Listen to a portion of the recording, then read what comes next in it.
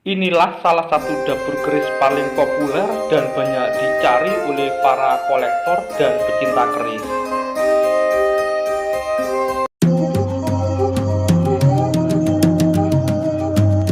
Rahayu, Rahayu, Rahayu. Ketemu lagi dengan saya Teddy Wayono di channel tempat mengenal keris dan pusaka Nusantara lainnya dengan akal sehat dan hati terbuka. Nah, kali ini kita akan membahas salah satu keris koleksi saya ya, yang dapurnya sangat populer ya, dan salah satu dapur keris yang banyak dicari para pecinta keris dan para kolektor ya. Nah, kita akan membahas tentang keris sabuk inten ya. Kalau di video saya sebelumnya, kerisnya itu belum saya warangi ulang ya. Nah, ini nanti yang sudah diwarangi ulang ya dan sudah dibersihkan ya. Jadi materi besinya itu nanti akan terlihat lebih jelas ya. Jadi ini kira-kira tanggung mana ya. Nah, sebelum saya bahas, buat teman-teman yang belum subscribe, silahkan subscribe dulu biar tidak ketinggalan informasi dari channel ini. Nah, jadi ngomong-ngomong tentang sabuk inten, kenapa sangat populer? Mungkin selain di beberapa naskah lama, itu ada sebuah novel karya Bapak S. Hamintarja ya, tentang Nogososro sabuk inten ya. Jadi banyak yang istilahnya awam, nggak tahu keris, tapi kalau ditanya tentang keris pasti nyambung ya kalau diomongkan tentang keris sabuk inten ya.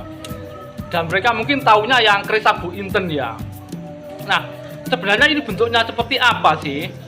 Nah, kalau di video saya sebelumnya ini ya, ini belum diwarangi ulang, bagian sor-sorannya ini masih ada sedikit karat ya. Nanti kita lihat sudah diwarangi ya. Kalau di video saya sebelumnya itu memang saya perkirakan itu dari era Blambangan ya, tetangga Blambangan ya. Tapi apakah benar seperti itu? Nanti akan kita lihat sama-sama. Nah, untuk lebih jelasnya, ini langsung saja kita simak detail bila kerisnya. Ini adalah detail warongko kerisnya ya, bergaya Gayaman Surakarta ya. Dan ini aksesorisnya pakai pendok bunton ya.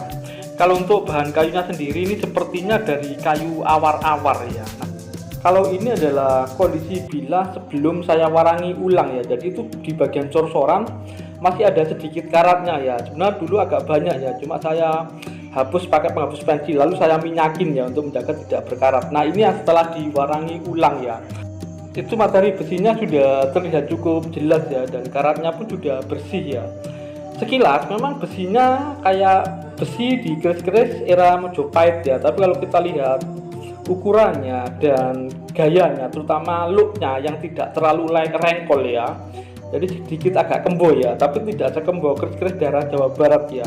Ini memang kemungkinan besar dari daerah Blambangan ya, jadi Jawa bagian timur ya. Dan ini memang cukup bagus dan relatif cukup utuh ya. Dan sabuk inten sendiri salah satu dapur yang cukup populer di Luk 11 ya, yang ricikannya cukup lengkap ya. Jadi ada gebang kacang, jalen, lambe gajah, sogokan 2, gerendeng, dan serawean ya. Nah, ini adalah penampakan keseluruhan ya, jadi cukup luas juga ya, dan cukup bagus ya, dan relatif masih utuh ya. Untuk keris ini sendiri memiliki pamor wosing putah ya, jadi memang bentuknya nggak beraturan ya, dan memang tidak serapat berdaringan kebak ya, dan memang bentuknya itu sangat anggun ya. Nah, jadi ini ya bentuknya ya, dan sekali lagi memang ini looknya tidak terlalu rengkol ya. Dari buku ensiklopedia keris Bambang Harsrinuksmo, nama dapur sabuk inten menjadi terkenal sejak tahun 1970-an karena disebut dalam sebuah buku cerita silat Jawa berjudul Nogososro Sabuk Inten ya, karya S. Hamintarja. Dan sabuk inten ini banyak sekali ya, karena hampir setiap kolektor memilikinya. Ada juga keris dapur lainnya bentuknya mirip dengan dapur sabuk inten, yaitu Carito Keprabon ya. Ricikannya semuanya mirip ya, kecuali ricikan Gusen ya. Carito Keprabon memakai Gusen dan sislisan, sedang keris dapur sabuk inten tidak. Untuk legenda terciptanya sabuk inten ya, terciptanya dapur sabuk inten menurut Primbon Kadilangu adalah sebagai berikut ya. Karena kerajaan Majapahit telah runtuh, seorang empu muda bernama Joko Supo berniat mengabdi ke keraton Demak Bintoro ya, yang saat itu baru saja dibangun. Karenanya ia lalu menghadap Kanjeng Sunan Kalijogo. Ulama itu berkata bahwa jika Joko Supo dapat membuat keris dapur sabuk inten, bukan saja ia akan diterima sebagai empu keraton, bahkan Joko Supo akan dijadikan adik ipar, dikawinkan dengan adik Sunan Kalijogo. Joko Supo bingung memikirkan tugas itu karena selama ini belum pernah mendengar apalagi melihat keris berdapur sabuk inten. bagaimana tanda-tandanya, apa saja ricikannya, dan seperti apa bentuknya. Ia sama sekali tidak tahu. Untuk bertanya pada Sunan Kalijogo, Joko Supo tidak berani. Setelah pulang, besi dan bahan pamor dimasukkan ke dalam peti kayu ya, dan ditaruh di bawah bantal tempat tidurnya. Setelah itu ia memohon petunjuk kepada Tuhan Yang Maha Esa.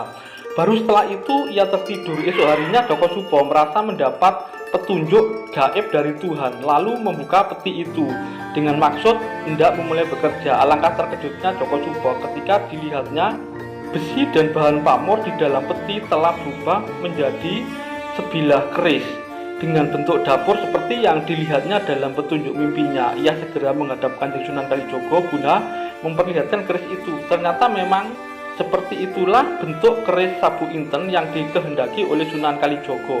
Nah, mungkin itu saja dari saya, semoga bermanfaat dan jangan lupa untuk like dan subscribe-nya. Sucine tanpa banyu, amung nyenyuda hardaning kalbu, pambukane toto titi ngati-ati. Sucinya tidak dengan air, hanya mengurangi nafsu di hati. Pembukaannya teratur, teliti dan hati-hati.